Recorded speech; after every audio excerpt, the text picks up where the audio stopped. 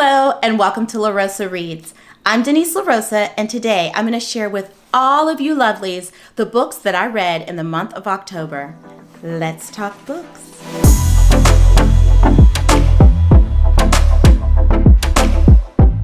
Okay, y'all. October was perhaps my favorite reading month of the year 2022. If not, it comes in at a close second to the March reading month that I had.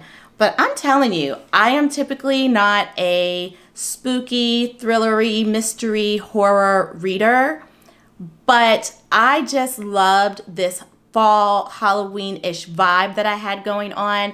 And I think one of the secrets to having this successful reading month for me was that I balanced it out. So for someone like me who isn't typically into thrillers and the like, I had a lighter read that I started off with for the month, and then I would go to a darker, heavier read, then a lighter read, darker read, and so on and so forth.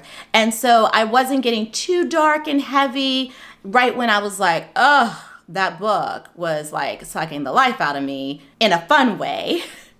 I would then just jump over to a lighter read that would perk me up, and it just was a delightful reading month. So without any further ado, here are the books that I read. So my daughter Gianna suggested that I start off my reading month by reading Witchful Thinking, and it was a wonderful decision because this book by new author Celestine Martin was absolutely wonderful, delightful. I'm smiling as I'm sharing about this book because it was a book that had me smiling from ear to ear as I was reading. We have two characters here that are in this fantasy world. They live in this small town along the Jersey Shore that is a mystical, magical town. We have a witch and a merman who went to school together, and life happened. They were like the best of friends, and then right when I believe they were ready to take it to the next level, our merman got a little bit of cold feet and took off and left. Plus, let's not forget, merfolks are not ones to stay in one place. So he always was looking for another shore to swim in and escape to, and he wasn't really ready to settle down. Fast forward to when these two characters are in their 30s, they run into each other at an annual spooky, wonderful, magical festival that happens in their hometown. He arrived in the hometown to visit his family, and you know, they picked up where they left off with a little extra romance in the mix.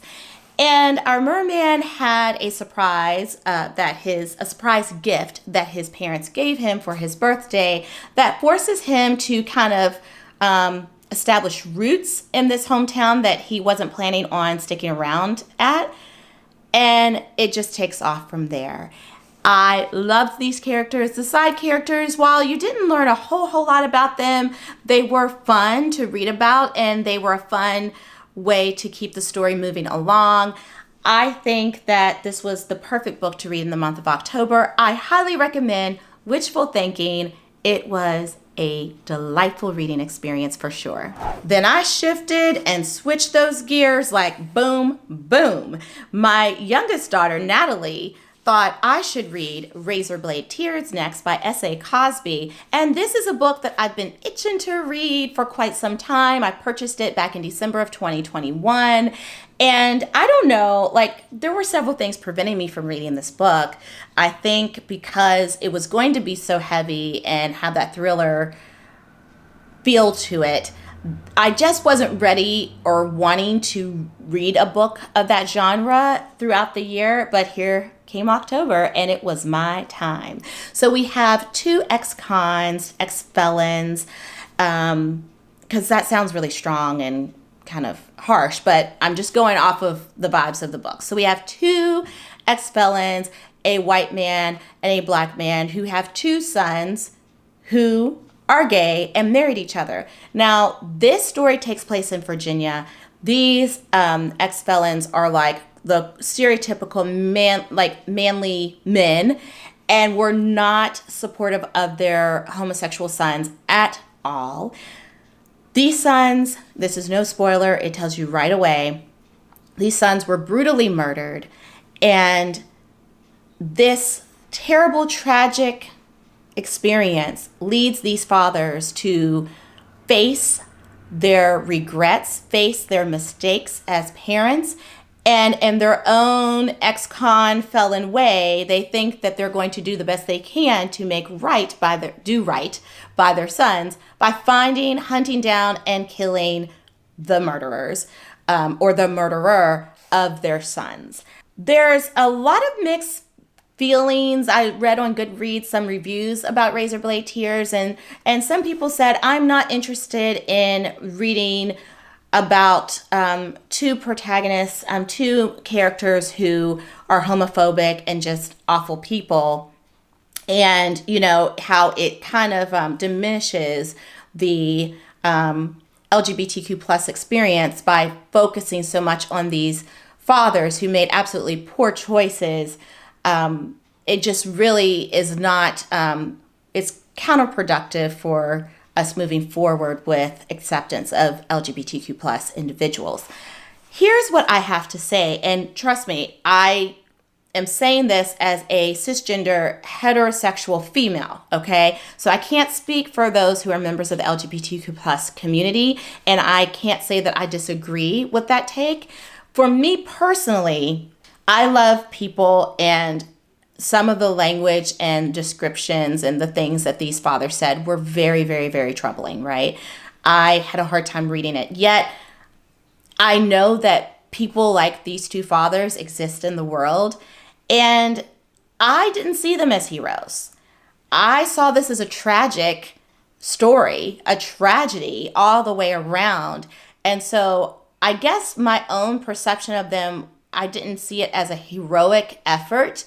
I just saw these men struggling to understand their sons, struggling to understand themselves, and these beliefs that were poured into them from a young age by society and their surroundings. So I just saw it as that kind of experience. And so I was able to read it with that in mind. And so it helped me to digest some of the story better.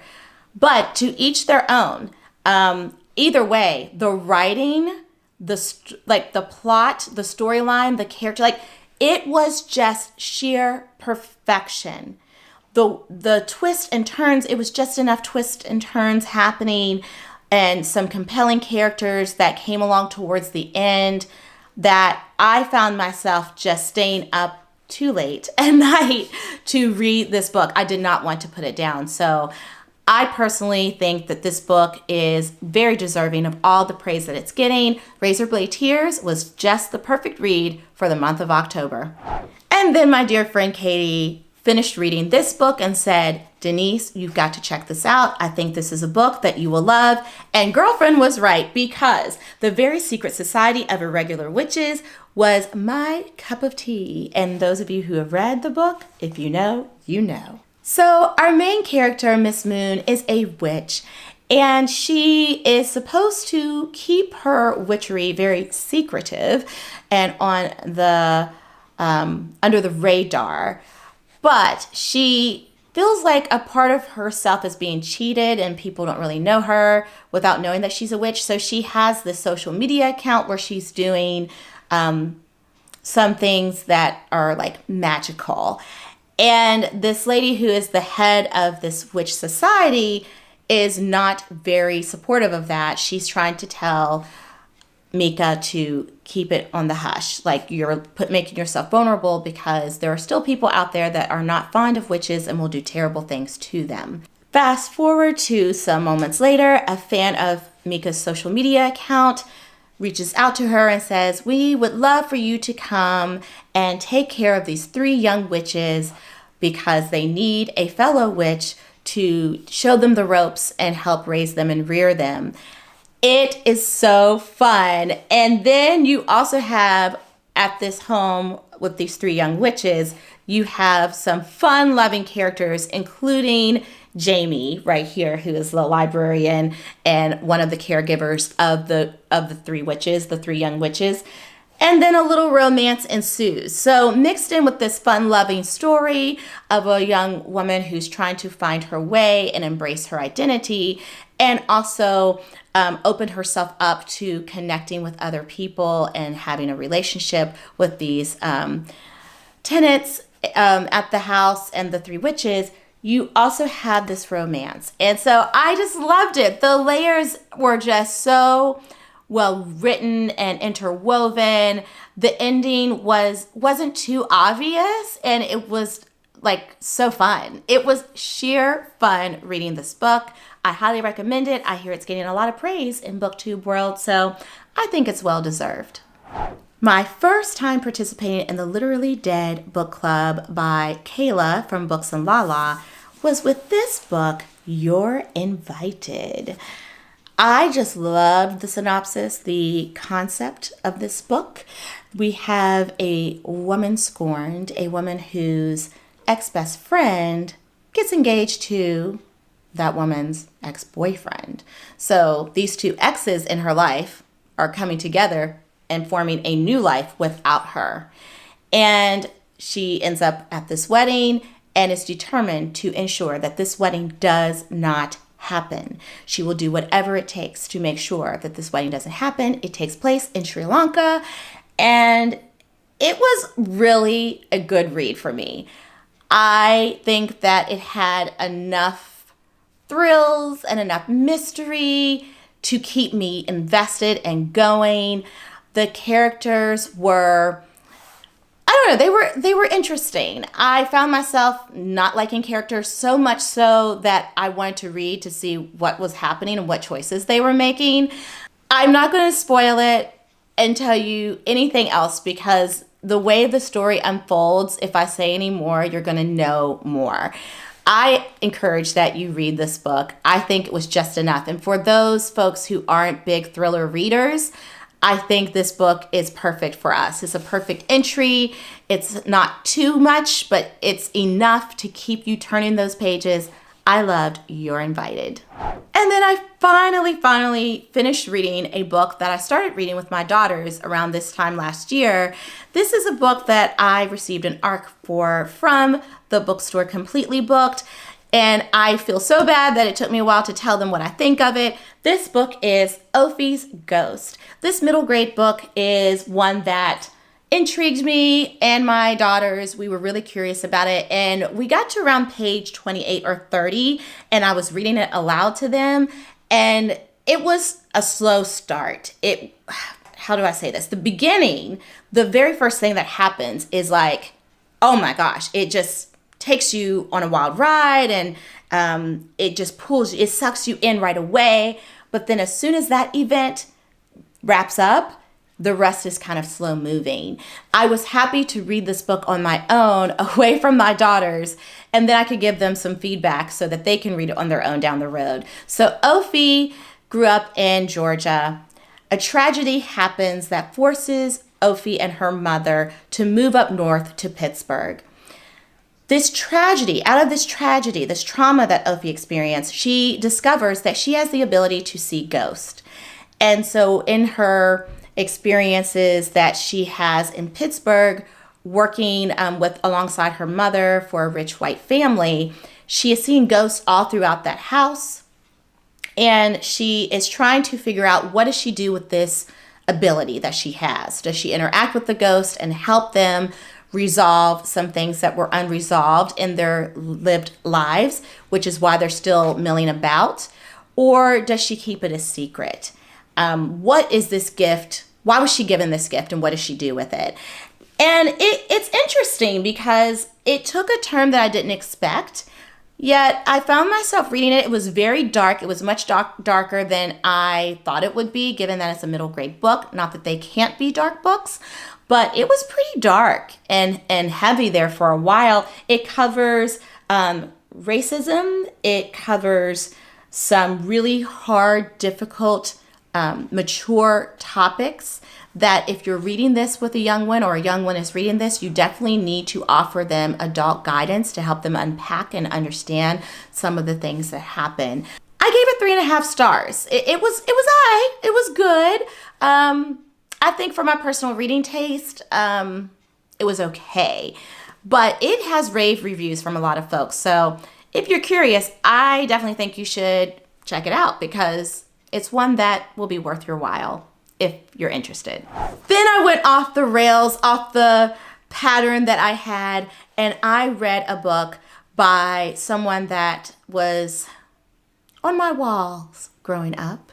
Melanie Chisholm of the Spice Girls, wrote a memoir called The Sporty One, and I listened to it as an audiobook, and can I just stop and say, Melanie C, Sporty Spice was probably, and I say this with love because we're talking about people, but she was probably my least favorite. I loved all the Spice Girls, but my, oh my, I absolutely appreciate and love her so much after reading this book. This book is full of nostalgia, right? It's got all the 90s things. I love how she sets up each chapter and each decade that she talks about. She starts from her childhood. And so as she introduces each decade, she's naming the people and things and events that happen in that decade to set the tone.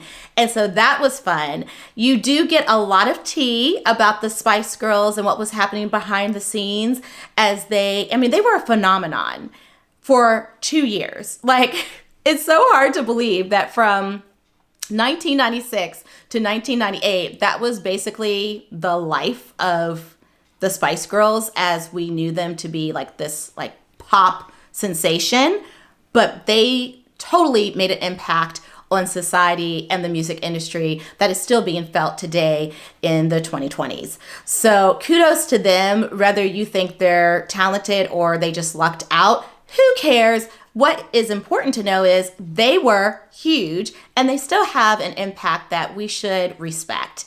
I love how Melanie spoke to a lot of her struggles with anxiety and an eating disorder. I think that she treated it with care and love and introspection in a way that inspires those of us who have had those troubles to appreciate the journey and to be inspired to keep on keeping on. And I just really love her. I immediately started following her on social media. I think that whether you're a Spice Girls fan or not, you should check out this book. If you were a young person of the 90s, it will be your vibe, I promise. And last but not least, we have The Thursday Murder Club, a book that I have really been interested in reading. It piqued my interest quite a while ago. And here's the deal, you guys. I am recording this video the last day, well, the day before the last day, a day or two before the end of October, and I haven't finished it yet. You can see there's a bookmark here. I'm very early on to this book, but it is a super fast read, and I anticipate that I will finish reading it this month. And so I'm going to ask my lovely husband, partner in editing, to let you know what I think of this book, because I predict it's probably going to be at least a 3.5, 4-star read. So we'll see what I think. Who knows? Yay! What a fantabulous month of reading. I tell you what, you guys, I will always look back at the month of October 22 as one of my favorite reading months ever. And we have all the books that I read here with the exception of The Sporty One because I listened to that via audiobook. But I want to know, what was your October reading month like? Please let me know by hopping over to the comments and checking out more of my videos like that one right over there. And until next time, happy reading. Bye.